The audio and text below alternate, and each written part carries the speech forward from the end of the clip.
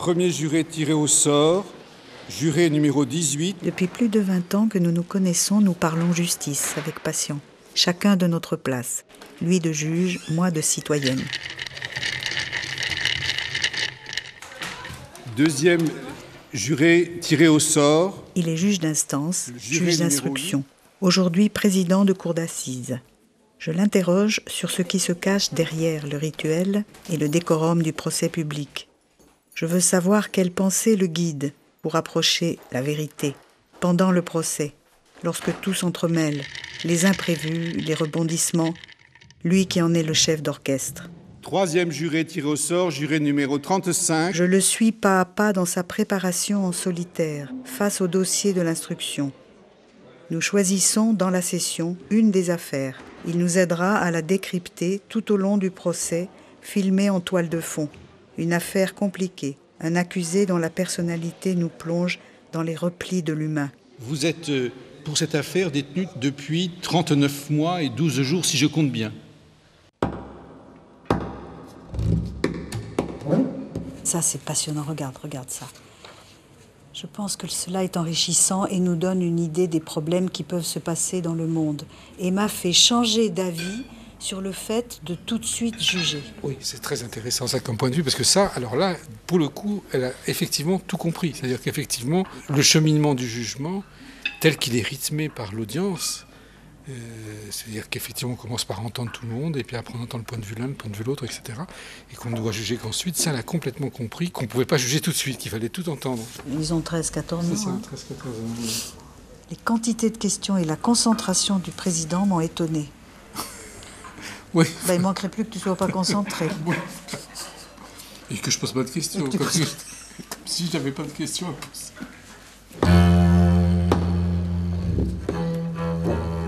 On voit bien que quelque part, ils ont perçu en fait un peu ce que pouvait être l'intérêt d'un procès, en fait, l'intérêt d'un débat contradictoire.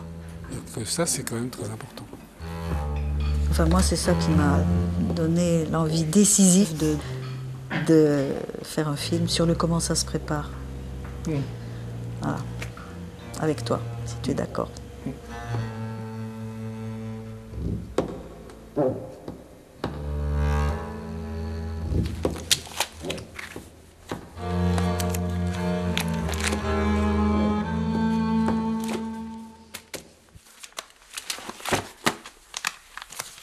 On ne fait pas vengeance, c'est-à-dire qu'on ne crie pas haro sur quelqu'un. On est quand même dans de l'humain. On est déjà très voyeur. L'audience, on met tout. C'est un exercice de voyeurisme un peu, quelque part aussi. Et que on doit veiller aussi à ne pas humilier quelqu'un en lui faisant raconter des choses qui touchent à sa vie. On doit aussi respecter sa vie. C'est pas nécessaire, c'est pas la peine d'effectuer. C'est pas utile de lui faire dévoiler toute son intimité. Si c'est pas nécessaire, il faut toujours avoir cette idée qu'on est quand même, on doit aussi,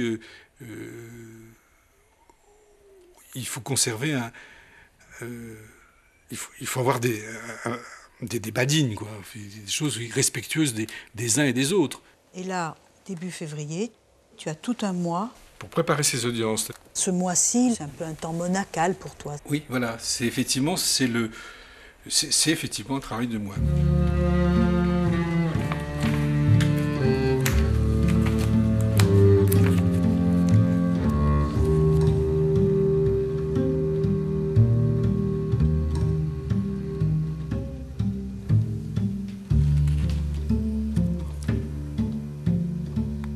Une fois que j'ai revu un peu le résumé qui résulte de l'acte d'accusation, je vais rentrer dans le dossier, je vais me pénétrer de l'histoire. Alors, le dossier, il comporte une partie des faits, une partie faits. En fait, il est composé de 3 parties. La partie qui raconte les investigations des services de police et celles qui sont menées par le juge d'instruction. C'est le contraire d'un livre, en fait. En réalité, les pièces s'ajoutent les unes et les autres. Donc on commence un dossier en le retournant. La première page est en fait en dessous. Et puis une fois que j'aurai fait ce voyage dans le dossier, j'établirai le plan d'audience en veillant à ce que, pour permettre une présentation équilibrée de tous les éléments que j'ai repérés dans le dossier. pris dans un rouage pénal, comment est-ce qu'on a une chance de s'en sortir ou pas? Autrement dit, j'essaie de juger comme j'aimerais qu'on me juge. Enfin bon, j'essaye en tout cas. Moi, je me sens pas une arme d'ayatollah. Oui, non, je me sens pas investi d'une mission de châtier les criminels nécessairement.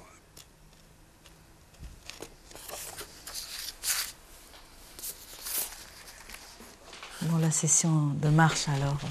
Au mois de mars, 5 affaires vont être examinées. Ce sont toutes des affaires qui sont relatives à des crimes de sang. La violence qui est reprochée aux accusés a entraîné la mort. Alors, dans certains cas, avec l'intention de la donner, dans d'autres, sans l'intention de la donner. Tu as commencé à nous parler du dossier du 9 mars. C'est encore un accusé jeune, puisqu'il a 30 ans. On lui reproche d'avoir poignardé un compagnon de rencontre dans des circonstances un peu particulières. Il ne le connaissait pas avant, il a joué au 4-21 dans un café avec lui. Il a joué au 4-21 et visiblement, ils ont beaucoup arrosé la partie de 4-21.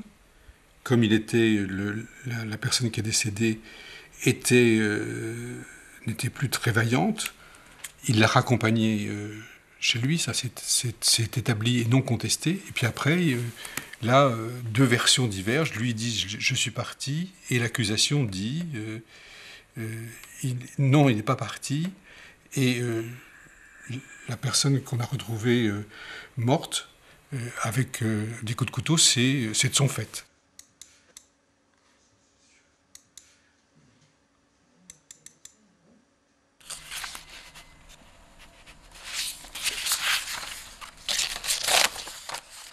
Pour dire les choses franchement, il y a certains actes qui sont effectivement des actes tellement monstrueux que j'ai du mal. Hein. Je ne le sens pas proche. Mais il y a d'autres actes qui sont effectivement des actes sur lesquels tu te dis peut-être que ça pourrait m'arriver, bien sûr.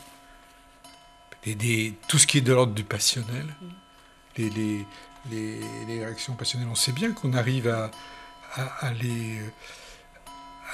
les maîtriser, mais est-ce qu'on est sûr de toujours être absolument certain de les maîtriser? C'est pas évident.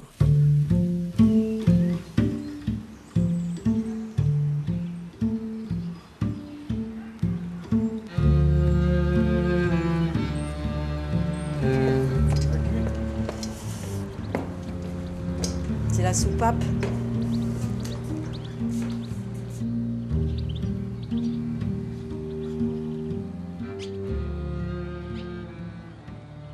L'interrogatoire préalable, c'est un moment très particulier. C'est un moment sans décorum, ça se passe autour d'une table, et c'est une rencontre seule à seule entre le président de la cour d'assises et l'accusé. Au-delà de l'objectif de l'entretien préalable qui est de vérifier si tous les droits sont bien respectés, c'est aussi une première rencontre avec l'accusé qui sera jugé et dont il a une connaissance abstraite par le dossier de la procédure, il le rencontre en chair et en os. Alors que pendant toute la lecture de ce dossier écrit, tu peux être créé une image, une photographie de lui. Moi, j'ai le souvenir d'une histoire, enfin c'était une histoire horrible, comme toujours, mais particulièrement horrible. Elle avait... Une jeune femme était accusée d'avoir tué son mari à coups de batte de baseball, de lui avoir passé un coup de fer sur le sexe, etc. Donc atroce. Et donc moi je m'imaginais une jeune femme plutôt rudimentaire, rustre, peu forte, enfin une matrone. En fait, est arrivée une jeune fille jolie, fine, élégante, qu'on aurait plutôt vue, si tu veux, sur un catalogue de magazine. Enfin, je veux dire, tout à fait une image de mode, quoi. Et j'étais complètement... Enfin, j'ai eu un moment, tu vois, je me suis dit, mais est-ce qu'il n'y a pas une erreur, si tu veux? Et mais non, c'était bien ça, en déclinant l'état civil, c'était bien elle, voilà.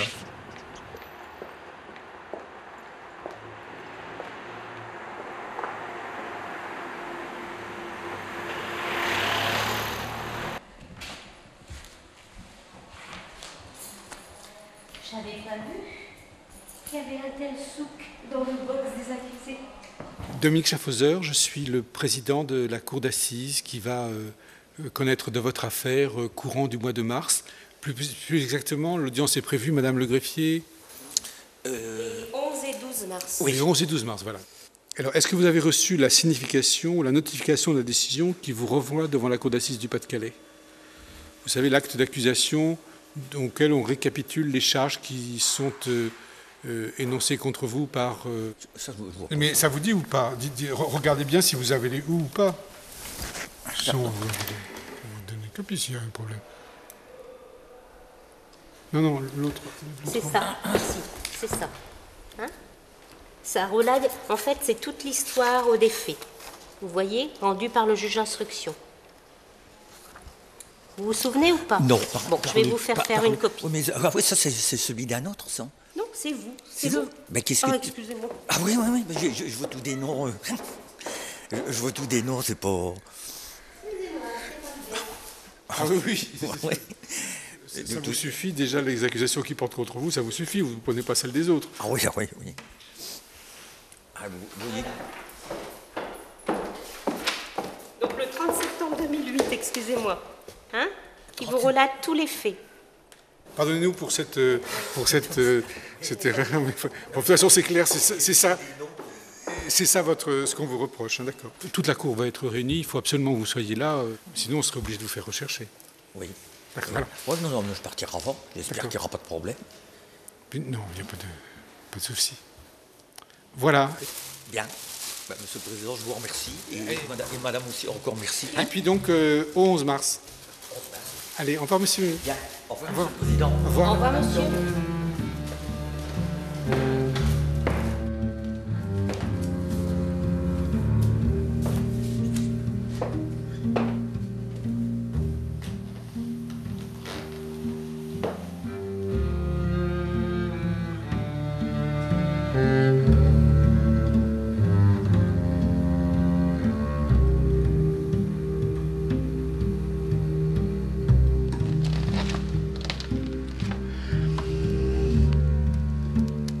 Quand je suis entré dans la magistrature en 1974, j'ai assisté à des procès d'assises où on faisait ça en une journée et on terminait aux alentours de minuit, 1h, 2h du matin avec le verdict. C'est fini maintenant. L'évolution a été de permettre de plus en plus le débat. Les débats d'assises sont de plus en plus longs au fil du temps. C'est bien le seul endroit dans la justice où le temps s'allonge. Voilà, c'est le seul endroit de la justice où le temps s'allonge, absolument. Et c'est une évolution qui est depuis quelques années.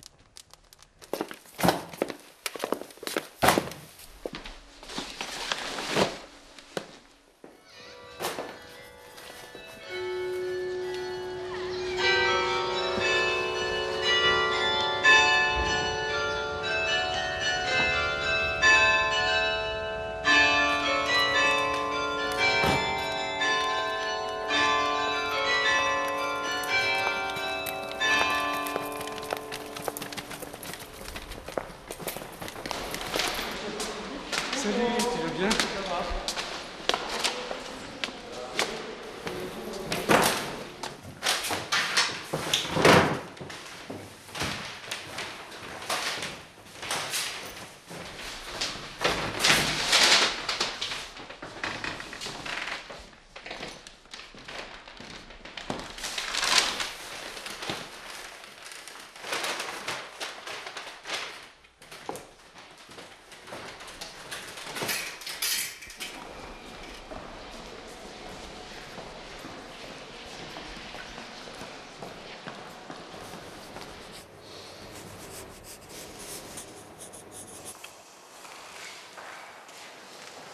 Installez-vous.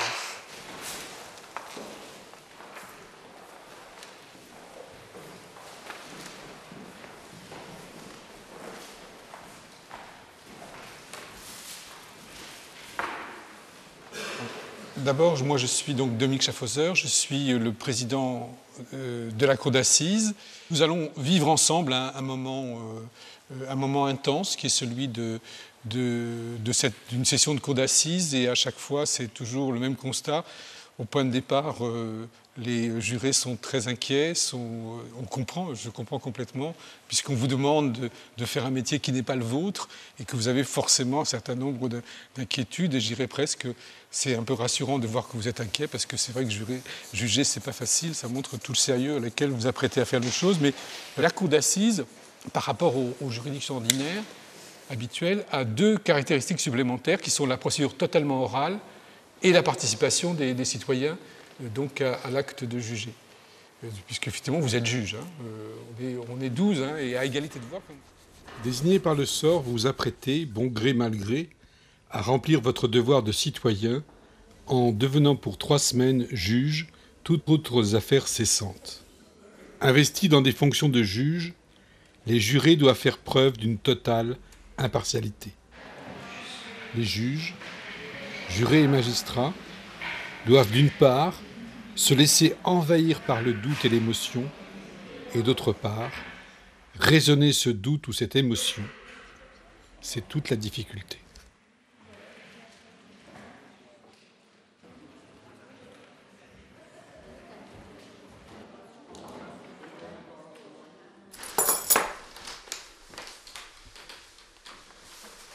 Tous les présidents de cour d'assises n'organisent pas de la même manière leur audience. Et en fonction de ce qu'on sent du dossier, la plus grande option, c'est effectivement de savoir si on commence d'abord par parler de la personnalité, en faisant intervenir les experts psychologues ou psychiatres, ou si on démarre directement sur les faits.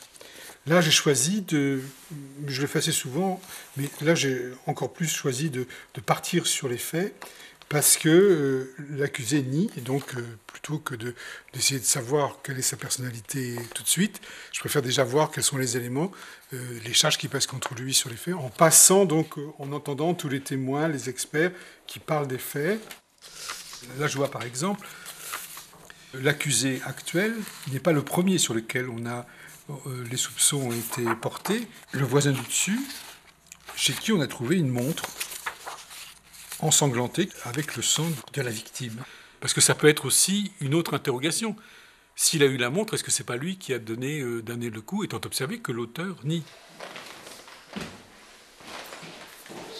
Monsieur, vous êtes Vous êtes avocat général. Là, je vous donne le plan d'audience. Oui. Alors, sous réserve que, parce que l'avocat de Fort a peut-être cité des témoins, mais j'en sais rien. Alors, a priori, non. Je l'ai croisé dans le hall, il m'a dit que non. Bon, on va voir dans quel état d'esprit se trouve monsieur Fort, en espérant qu'il ait un peu évolué. Pas certain, mais... oui, bien sûr. Non, mais c'est vrai que, vraiment, en regardant le dossier, il y a quand même... Oui. L'accusation n'est pas complètement dépourvue d'arguments. Non. Cela dit, il n'y a pas d'aveu. Bon. Non, mais enfin bon. C'est pas la reine des preuves. Ce n'est plus la reine des preuves. On va terminer tard ce soir, semble-t-il, 20h. Ouais. Sauf si votre client fait des déclarations plus importantes que celles qu'il a faites dans le... Et différentes. Et différentes dans la section. Je sais pas, non. Non. D'accord. Ah. Oui, c'est le miracle de l'audience, c'est... Oui. Effectivement. Non, il est très cohérent. Moi, j'ai prévu un temps, si vous voulez, pour que les parties civiles qui souhaitent s'exprimer... La mère est là, enfin l'épouse, l'ex-épouse est présente. Je vais vous donner le plan d'audience, effectivement, comme tout le monde. On est avec une configuration un peu compliquée, parce qu'en fait, on va sans doute terminer tard. Le début d'une session, c'est jamais exactement tout comment ça va se passer, quoi. Il y a l'audience... les réactions des uns, des autres, tout ça, voilà.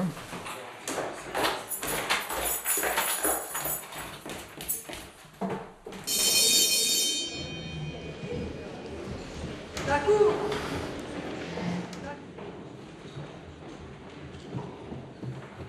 Vous jurez et promettez de n'écouter ni la haine ou la méchanceté, ni la crainte ou l'affection.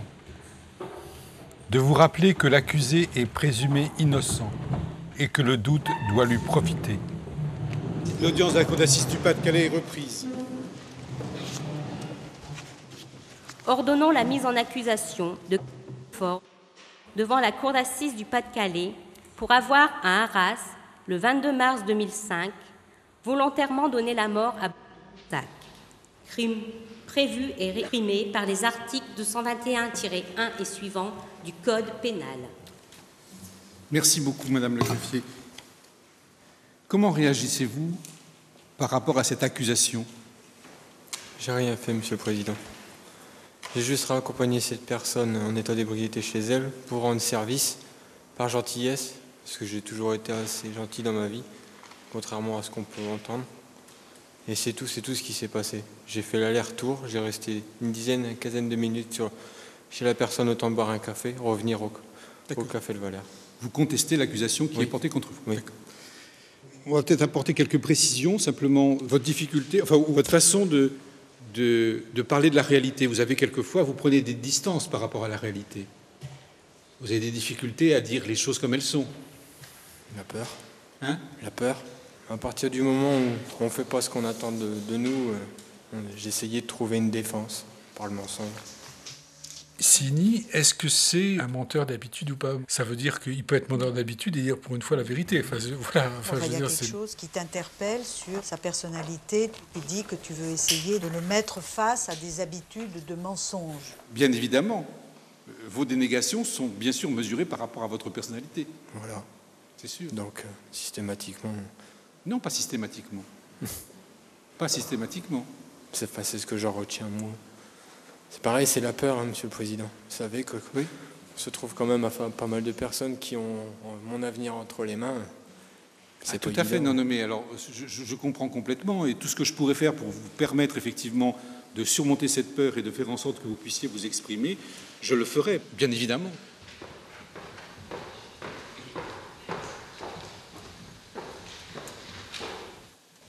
Vous êtes la concubine et on voit bien que vous êtes effectivement très émue, ce que je comprends complètement. Qu'est-ce que vous avez pensé, vous, à ce moment-là? Qu'il souffrait. Il était mal dans sa peau, mal dans sa tête. Aujourd'hui, par rapport à Monsieur de Fort, éventuellement par rapport à ce procès, qu'est-ce que vous attendez? Est-ce que vous attendez encore quelque chose? Ce que j'attends déjà, c'est la vérité. Surtout, que ce soit bien ou mal.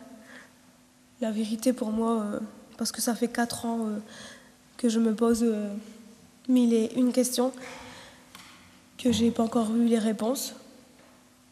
Maintenant, si vous me dites, est-ce que vous pensez qu'il aurait pu commettre une telle chose? Je pourrais dire non, parce que c'est avec un homme avec qui j'ai vécu et que même, c'est vrai que s'il avait... que des fois, il avait des comportements, des fois un peu douteux, je dirais. C'était quand même quelqu'un de généreux. Et en plus, c'était un trouillard en bagarre. Monsieur de Flore, vous souhaitez dire quelque chose à madame? Je m'excuse pour ce que j'ai pu te faire. Je te le dis à toi. Comme moi, j'ai rien, encore une fois, j'ai rien à voir dans cette affaire. Même si pas mal de choses se tournent vers moi, j'ai rien à voir. C'est tout.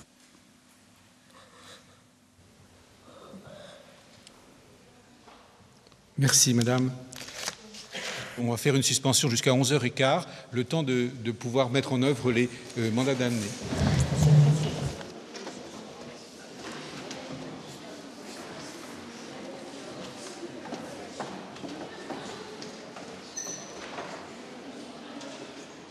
Pourquoi il y a cette image dans l'opinion publique? Parce que je pense que finalement, ce que retient l'opinion publique, c'est uniquement le rôle du parquet à l'audience et notamment à l'audience d'assises, comme d'ailleurs à l'audience correctionnelle. Et donc, ce qu'on voit du parquet, c'est effectivement ce rôle d'accusateur public. Alors qu'effectivement, avant d'en arriver à ce rôle d'accusateur public, on a eu entre les mains un certain nombre de dossiers dont, il faut le dire, la majorité n'arrive pas à l'audience d'ailleurs. Puisqu'on considère qu'il manque des charges, on n'a pas suffisamment d'éléments, etc. Alors si à un moment donné on sent que ça bascule dans le sens de l'absence de culpabilité, il faut aussi savoir le reconnaître et pouvoir dire, eh bien écoutez, finalement, dans ce dossier, il s'avère qu'on n'a pas suffisamment d'éléments, que le doute est trop important et que bien entendu, le doute profite à l'accusé. C'est possible pour un avocat c'est général? possible, mais effectivement, c'est possible. Ah oui, c'est possible, évidemment. Ça s'est déjà vu. Ah oui, ça c'est déjà vu, oui, de toute façon...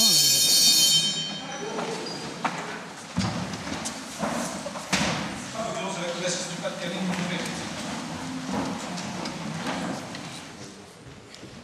Nous allons donc entendre M. Tard. Vous avez déclaré, c'est à la Côte D18. En fait, mardi dernier, j'étais chez Bruno. Quelqu'un a sonné, Bruno l'a fait monter. On a bu un pinard ensemble et après, je me suis barré. Bruno et ce type s'engueulaient, alors je suis parti chez moi. Ah ouais. C'était qui, ce type?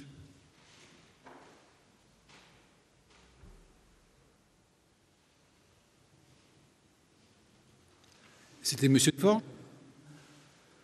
Ouais. Vous êtes sûr?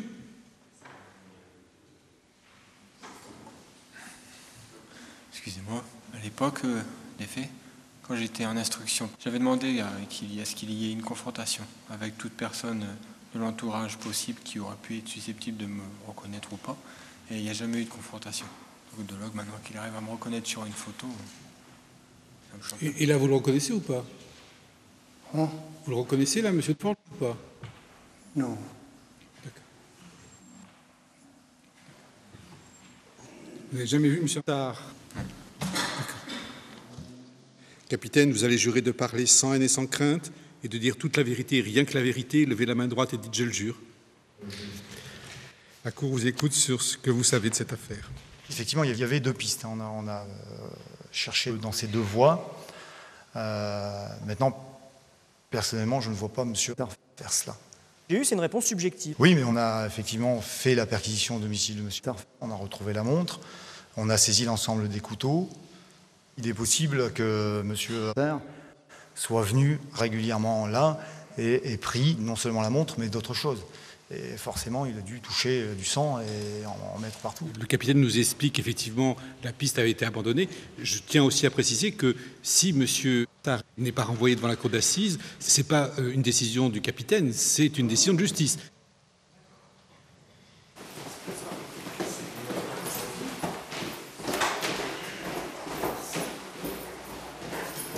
Avant les plaidoiries, c'est les débats. Bon. Donc débat, il faut débattre. Pour débattre, ça ne se résume pas à des questions. Débattre, c'est échanger des idées. Donc j'aimerais bien qu'on puisse échanger davantage, mais ça, c'est pas la première fois que je le constate. Est-ce que c'est donc le deuxième jour plutôt? Mais non, pas du tout. Il n'y a pas vraiment de débat finalement. C'est pas un débat au sens propre. C'est je pose des questions et on a des réponses. Bon, plus ou moins bonnes ou mauvaises. Ou alors après, il s'agit de détourner le procédé, quoi. C'est-à-dire que si j'ai des... Il y a une phrase de certains avocats qui viennent dire que c'est pas tant les réponses qui comptent que les questions. Parfois, c'est très vrai.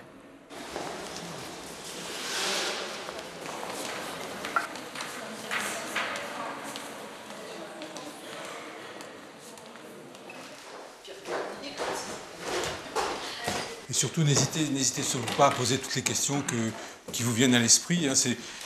Quelquefois, on dit toujours, une fois vous dites, est-ce que c'est une bonne question? C'est forcément une bonne question dès lors que vous la posez. Alors on arrive ici avec une idée, et puis au fil des jours, on s'aperçoit que c'est pas si facile que ça. C'est pas évident de décider. C'est pas évident de choisir entre il l'a fait ou il l'a pas fait. Là aujourd'hui, moi je sais pas, je saurais pas dire. J'attends d'avoir plein d'explications parce que j'arrive pas à juger. Alors je comprends maintenant. Je comprenais pas avant. Je comprenais pas pourquoi des individus dangereux se retrouvaient en liberté et recommençaient. Je me disais, comment on a pu faire une chose pareille? Comment on a pu les laisser sortir? Puis aujourd'hui, je vais peut-être faire la même chose. On verra. J'en sais rien. Il ne faut pas être la seule à penser ça. Facile de juger de l'extérieur. Quand on est au fait des choses, c'est autre chose.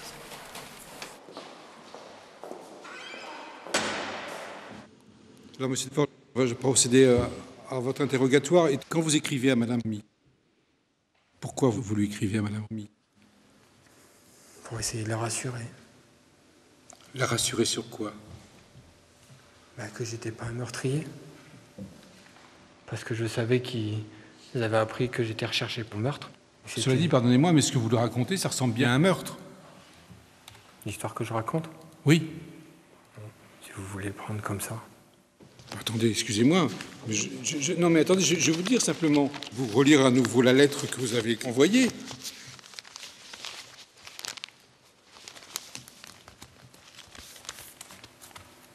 Je cours, mais j'arrive pas à les rattraper. De rage, je leur balance mon couteau dessus.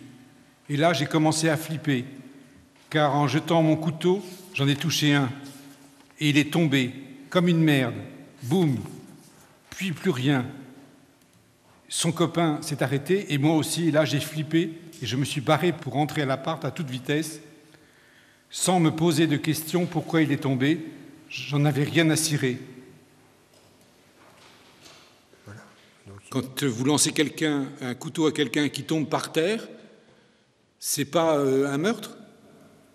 c'est l'imaginatif aussi. C'est pas du réel. Ça s'est pas passé, cette affaire. Oui. Mais quand vous dites que vous écrivez ça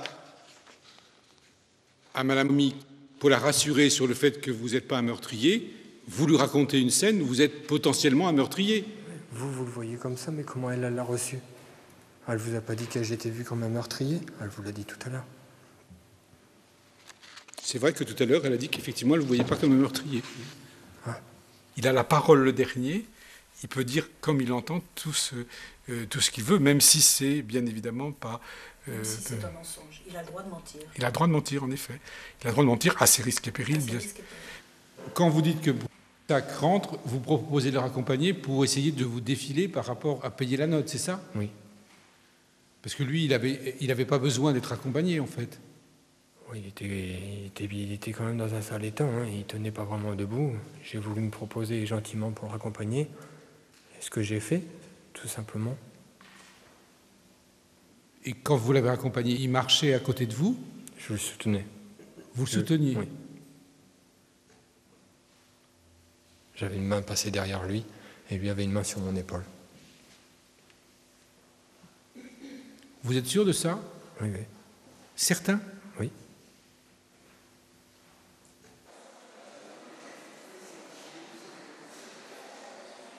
La question, c'est est-ce que tout est posé? Et là, je crois qu'à peu près, on a en tout cas posé l'essentiel. Voilà. Donc après, ce qui est posé, comme on l'interprète, tout ça, ça va être notre travail de demain, quoi.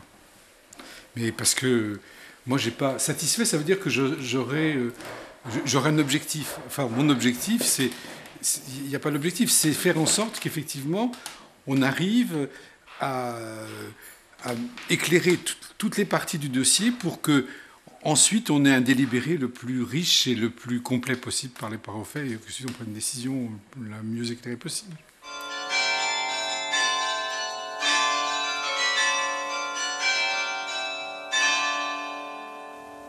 Est-ce que vous l'avez vu avec des couteaux? Il n'y en avait que un, en fait, qui portait toujours sur lui, qu'il accrochait souvent à son jean. D'accord. Dans un petit truc, un étui en cuir. Madame, regardez bien cet objet. Faites voir, effectivement.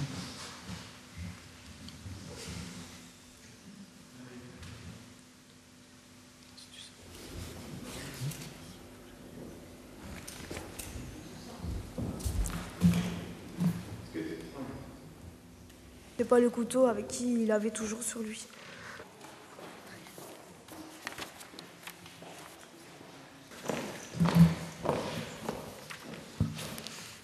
Bonjour madame. Bonjour. J'étais sa belle-mère à ce moment-là. Ce soir-là, j'étais présente, n'est-ce pas, ce fameux 22 mars. Il a expliqué qu'il y a eu une bagarre sur la route. Il a dit, je me suis fait agresser pour une histoire de cigarette, parce qu'il y avait du sang sur son jean, sur ses baskets. Que vous l'avez vu, il avait quelle tête? Une tête d'un garçon normal ou... Ah non, pas du tout. Je vous l'ai dit, quelqu'un qui a vu un monstre en état de panique, vraiment. Il était en état de panique, c'est ça? Quelqu'un qui avait vu un monstre? Voilà. Il ne faut pas mettre la charrue avant les bœufs. La personne est présumée innocente et il faut que je me dise, même s'il est entouré de gendarmes et qu'ils viennent avec une truc, il est présumé innocent et je dois faire en sorte qu'il sente lui-même qu'il est vraiment jugé sans a priori. Ne serait-ce que pour accepter la décision future, si c'est une décision de condamnation. Il faut qu'il sente qu'il a eu un vrai débat et qu'il a pu dire tout ce qu'il voulait dire, de façon à ce que finalement, il n'ait pas eu le sentiment d'être tombé dans un traquenard. Vous vous sentez concerné par le fait qu'il y a un tribunal d'assises tout près de chez vous? Disons que c'est un lieu que je n'aime pas déjà. Donc je ne suis pas attirée à savoir. Parce que moi, je connais des gens qui habitaient près de chez moi qui vont régulièrement écouter les assises. Enfin, quand on peut. Hein. Moi, ça, je ne saurais pas le faire. Et c'est toujours pareil. Ma hantise, ça serait d'être jurée. Je vous le dis, franchement. Je n'aimerais pas. Vous n'aimeriez pas? Non, pas du tout. Non, parce que bon, c'est pas toujours facile à écouter, hein, puis à voir aussi les images, on va dire. Non, c'est pas du tout ma place. Monsieur, bonjour. Je suis facilement en contact des gens, mais pas dans ce genre d'épreuve.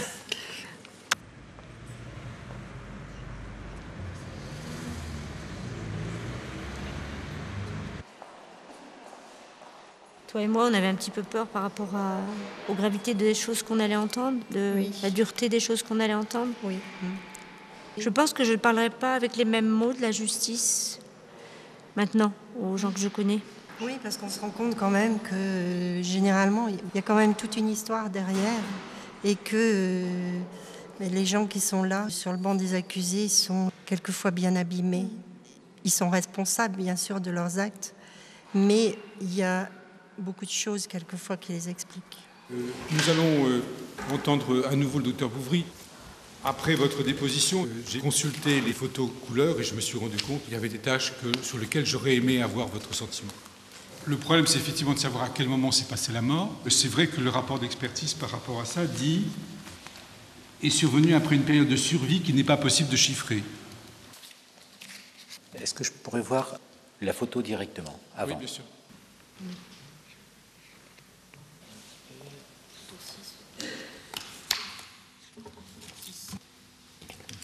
Je vois vraiment pas de tache verte. On voit simplement une petite tache verte qui est située, vous voyez, en sus pubien. Très légère, très très légère.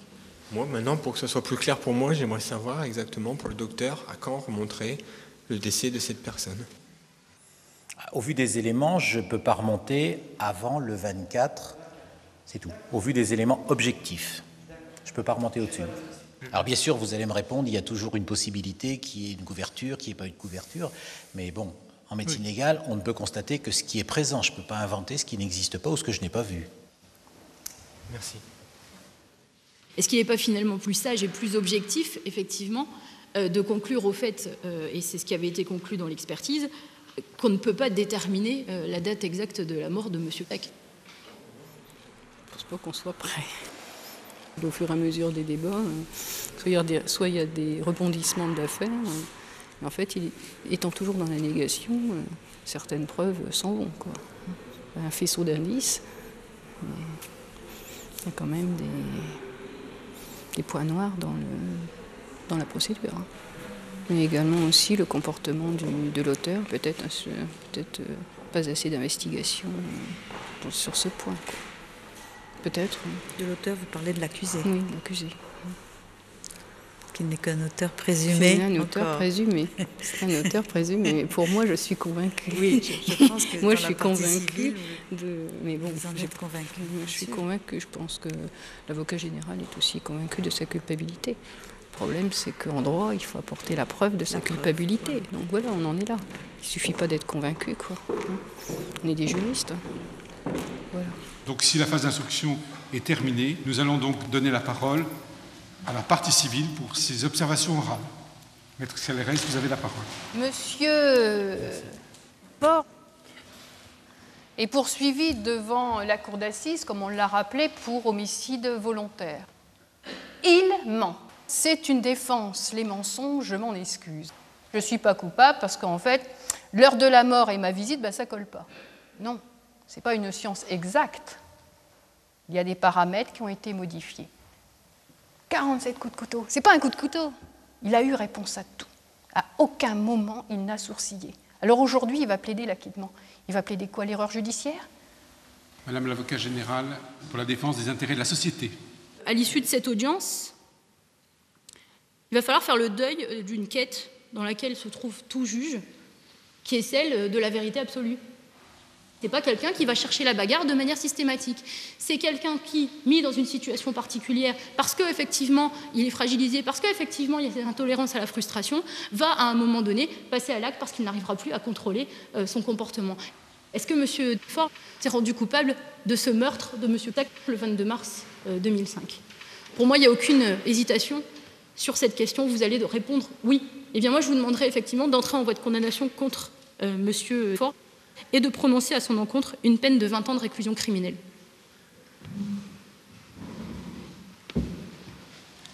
Merci, Madame l'avocat générale. On suspend l'audience jusqu'à 19h15. Donc, l'audience est suspendue.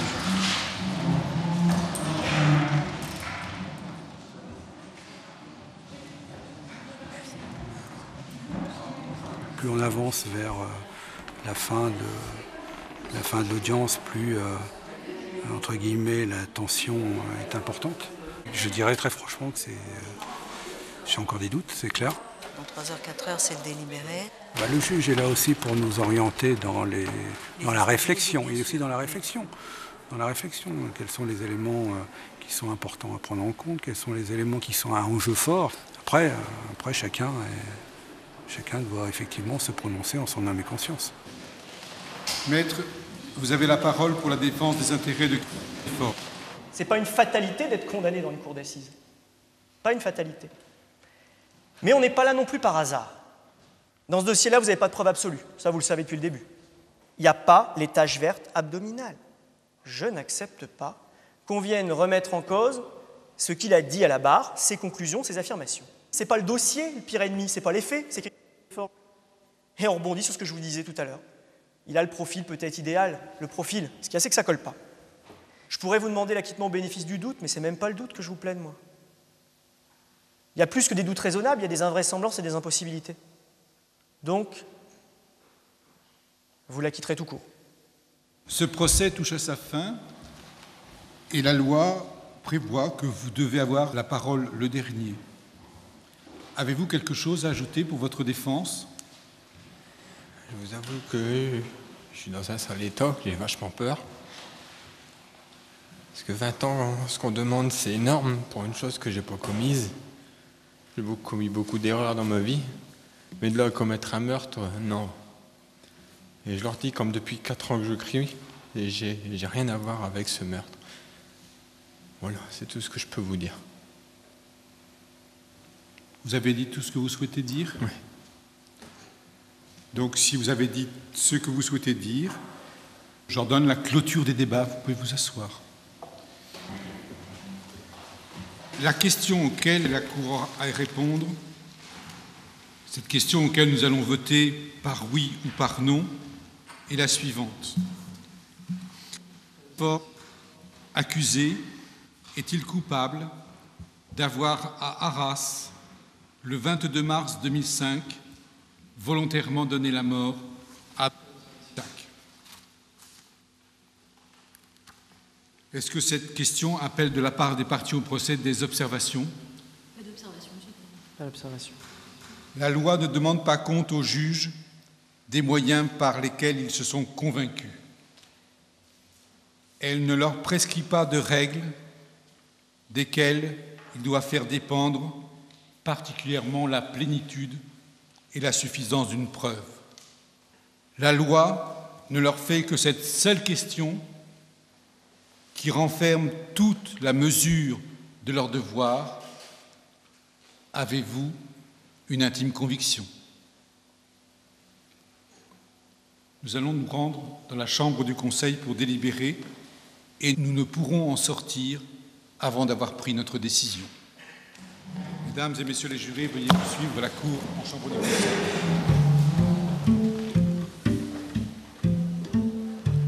L'accusé ayant eu la parole le dernier, le temps est venu, mesdames et messieurs les jurés, de juger, de prendre parti sans parti pris, de faire justice sans faire vengeance.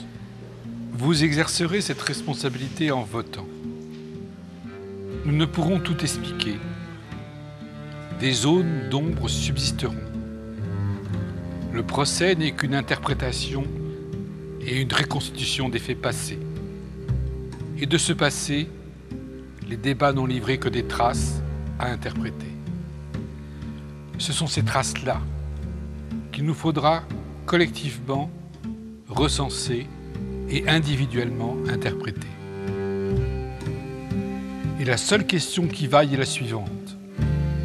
Les incertitudes qui subsistent peuvent-elles, en toute honnêteté intellectuelle, jeter de l'ombre sur ce qui est dans la lumière? Notre responsabilité collective est de parvenir à séparer l'ombre de la lumière au vu des débats, des seuls débats, avec pour seule arme l'honnêteté intellectuelle et notre vigilance citoyenne.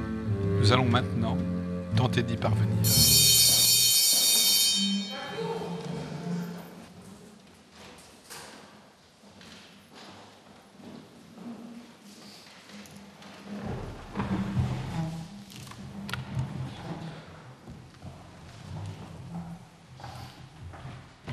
L'audience de la Cour d'assises du Pas-de-Calais est reprise. La Cour et le jury, par décision acquise à la majorité absolue, vous condamnent, M. Ford, à une peine de 10 années de réclusion criminelle et vous ordonnent la confiscation des scellés. M. Ford, vous avez un délai de 10 jours à compter d'aujourd'hui pour faire appel de cette décision et à l'expiration de ce délai, vous n'y seriez plus recevable. L'audience criminelle est levée. Mesdames et messieurs les jurés, vous pourrez disposer jusqu'à demain matin 9h. Donc l'audience est suspendue.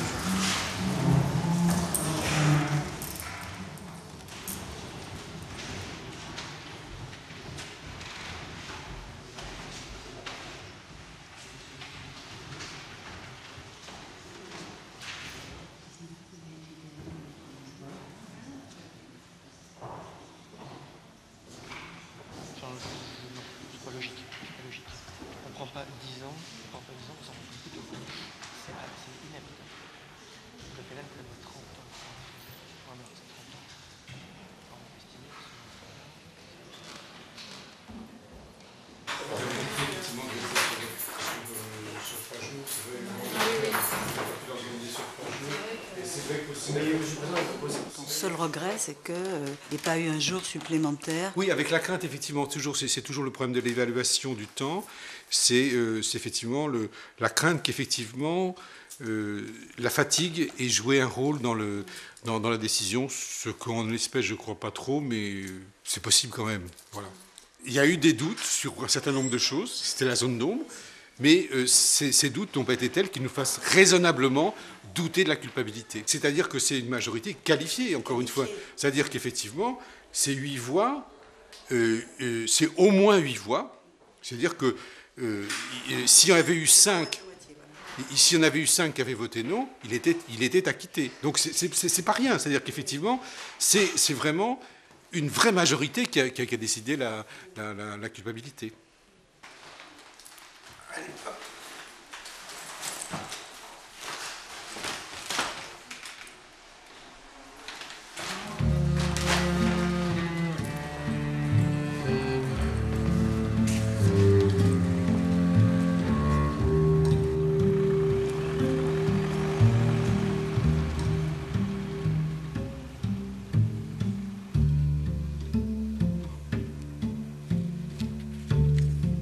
Après l'audience, mon point de vue est un point de vue parmi d'autres, effectivement, et c'était très important qu'on ait cette réflexion collective. Ça, c'est la réalité d'un procès, c'est jamais très simple.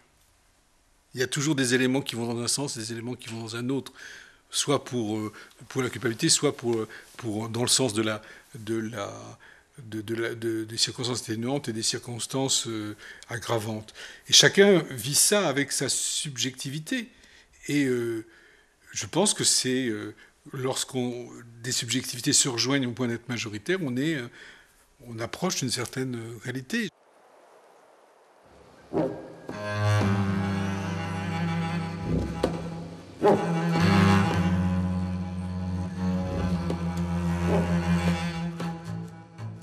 On a décidé de ne pas faire appel sur cette décision parce que bon, après, sur la poursuite des événements, si j'avais fait appel, ce serait beaucoup plus difficile.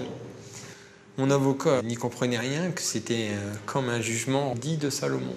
On y trouve de l'ironie parce que bon, malgré tout, on voit qu'il y a eu une attirance vers moi. On voit qu'on a essayé de m'écouter, que certaines personnes ont essayé de m'écouter, qu'ils ont cru en moi et une autre partie non, ce qui a fait que le délibéré a duré autant de temps et qu'on arrive, et voilà, ouais, 4 heures. Si c'était à refaire, je pense que ça serait la même chose. J'en resterais sur les mêmes façons de me défendre. Donc voilà, je serai dehors peut-être l'année prochaine, peut-être, pour finir un temps de peine qui sera après, une fois dehors, qui sera un peine à 1 année. Donc je serai en conditionnel pendant à peu près 1 année. J'ai monté un projet avec une personne d'une association où je pratiquerai ma fonction, hein, qui est ouvrier agricole, donc dans une petite ferme, où ils y font du fromage, tout ça, donc des choses intéressantes. Mais la justice des hommes, elle est étrange, parce qu'après un procès ne peut pas durer 10 ans. Parce que peut-être même sur les 10 ans, ils n'apprendront jamais assez à me connaître pour pouvoir dire si je suis été capable ou pas de commettre un meurtre. Donc c'est ça, c'est assez contradictoire. Manque de temps, pas assez de temps, trop de temps. Mardi 22 septembre jusqu'au vendredi 9 octobre. 9 octobre, voilà. Et vous avez la liste des jurés de ma session? Oui, si je vais vous donner ça. Bah, je la pour voir à peu près quel profil.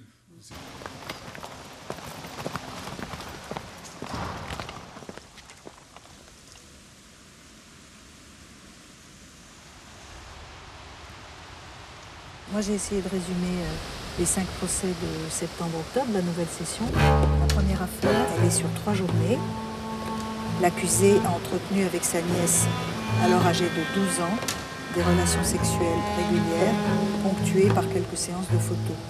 La jeune fille a dû avorter à plusieurs reprises. L'accusé est aujourd'hui âgé de 48 ans. Il a déjà été condamné pour des faits similaires commis sur sa fille. La mère de la jeune fille est poursuivie en dénonciation de crime. Lui est en détention provisoire depuis février 2008. La 4e affaire, elle est en appel. Elle est faite en 2006 et concerne un couple résidant au premier étage d'un immeuble. La femme tombe du balcon et décède le lendemain. L'homme est retrouvé ivre et a donné plusieurs versions du moment des faits.